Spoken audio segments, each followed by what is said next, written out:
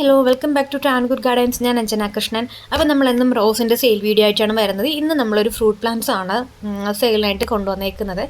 ഇപ്പോൾ പിക്ക് കണ്ടപ്പോൾ നിങ്ങൾക്ക് മനസ്സിലായിട്ടുണ്ടാവും, ബെയർ ആപ്പിളാണ്. ഒരുപാട് ഔഷധ ഗുണങ്ങളും അതുപോലെ തന്നെ നമുക്ക് മിനറൽസ് ആയാലും നമ്മുടെ ശരീരത്തിന് ആവശ്യമായിട്ടുള്ള ഒരുപാട് വൈറ്റമിൻസൊക്കെ അടങ്ങിയിട്ടുള്ളൊരു ഫ്രൂട്ടാണ് ഇത്.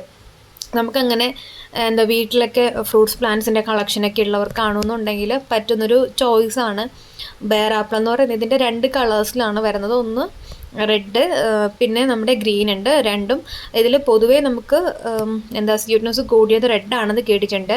കാശ്മീർ ബെയർ ആപ്പിളാണ് റെഡ് എന്ന് പറയുന്നത്.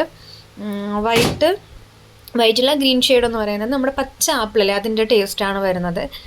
അപ്പോൾ ഇതിൻ്റെ തൈകളാണ് നമുക്കിപ്പോൾ സെയിലിനായിട്ട് വന്നിട്ടുള്ളത്. അത്യാവശ്യം നമ്മൾ ഈ സെയിലിനായിട്ട് കൊണ്ടുവന്നിട്ടുള്ള തൈകളൊക്കെ വീഡിയോയിൽ കാണിക്കുന്നുണ്ട്. അപ്പോൾ നമ്മുടെ വീട്ടിൽ തന്നെ ഇപ്പോൾ പച്ചക്കറികളൊക്കെ കൃഷി ചെയ്യുന്നവരുണ്ടാവും. അതുപോലെ ഓരോരുത്തരുടെ ഹോബീസാണ്. ഫ്രൂട്ട്സ് പ്ലാന്റ്സ് ചെയ്യുന്നവരുണ്ടാവും, അതുപോലെ ഫ്ലവറിങ് ചെയ്യുന്നവരുണ്ടാവും. അപ്പോൾ എൻ്റെ പേഴ്സണലി ഞാൻ ഫ്രൂട്ട്സ് പ്ലാന്റ്സ് കളക്ട് ചെയ്യുന്നുണ്ട്. അതുപോലെ തന്നെ റോസിൻ്റെതായാലും എൻ്റെ പേഴ്സണൽ കളക്ഷനിലുള്ളതാണ്. അപ്പോൾ ബെയർ ആപ്പിൾ എൻ്റെ ഗാർഡനിൽ ഞാൻ വെച്ചിട്ടുണ്ട്. അപ്പോൾ നല്ല റിസൾട്ടായിരുന്നു കിട്ടിയിട്ടുണ്ടായിരുന്നത്. നല്ലപോലെ ഫ്ലവറിങ് ആവും, നല്ലപോലെ കായ് പിടിക്കുന്നുണ്ട് നമ്മുടെ ക്ലൈമറ്റിൽ. എൻ്റെ പ്ലേസ് ട്രിവാൻഡ്രം ആണ്. അപ്പോൾ നമ്മുടെ പ്ലേസിലൊക്കെ നല്ലപോലെ കായ പിടിക്കുന്നുണ്ട്.